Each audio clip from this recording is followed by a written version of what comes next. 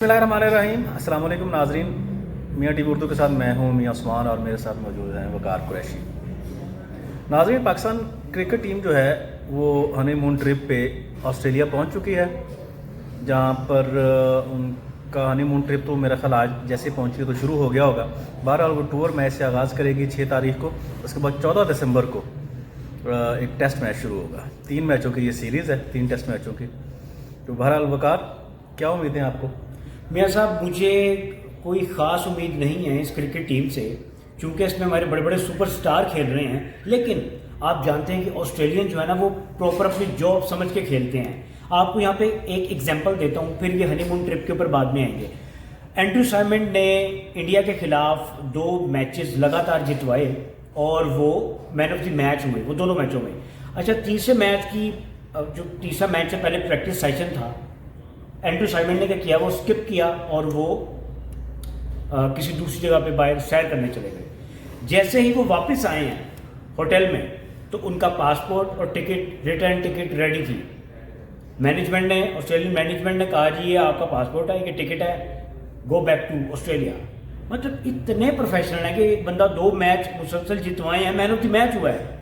आपने ज़रा सी भी कानून शिकनी की तो आप वापस आएंगे। अब आ जाए इसके ऊपर, हनीमून ट्रिप पे। हनीमून ट्रिप पे। अच्छा, वो पता है क्या, इमामुल हक साहब की नई शादी हुई है, वो अपने दुल्हन को साथ ले गए। ठीक है। शाहीन अफरीदी साहब की नई रुखसती हुई थी, निकाह तो पहले ही हो गया था। ठीक है। वो अपनी बेगम को साथ ले गए। शान मसूद की भी बहुत ज़्यादा, मेरे ख्याल पिछले साल शायद शादी हुई है, इसी साल भी 12, वो अपनी अहलिया को साथ ले गए। और हफीज़ साहब की तो काफ़ी असल, उनके तो बच्चे माशाल्लाह बड़े, वो भी अपनी अहलिया को साथ ले गए। तो अब हम इसको एक क्रिकेट टीम का दौरा ऑस्ट्रेलिया कहें या एक हनीमून ट्रिप कहें?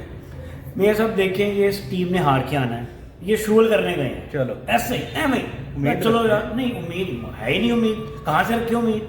मतलब उम्मीद किन लोगों से रखें आप? भाई ये प्रोफेशनल उस तरह के क्रिकेटर नहीं हैं। सुबह 2-4 को निकाल के बाबर आजम ले लें आप, शाहीन अफरीदी को ले लें आप, रिजवान या इफ्तिखार चाचू को ले लें आप। बाकी उसके अलावा तो मुझे, अगर इन लोगों को आप ये कहना कि भाई ये पेज है, इस सफ़े के ऊपर आपने एक क्रिकेट टीम बनानी है, इसी टीम से कहें, वो ये लड़कों के जिनका नाम लिए हैं ना, इनके अलावा कोई लड़का अपना नाम नहीं लिखेगा, उन्हें पता है हम कितने पानी में हैं। ठीक है।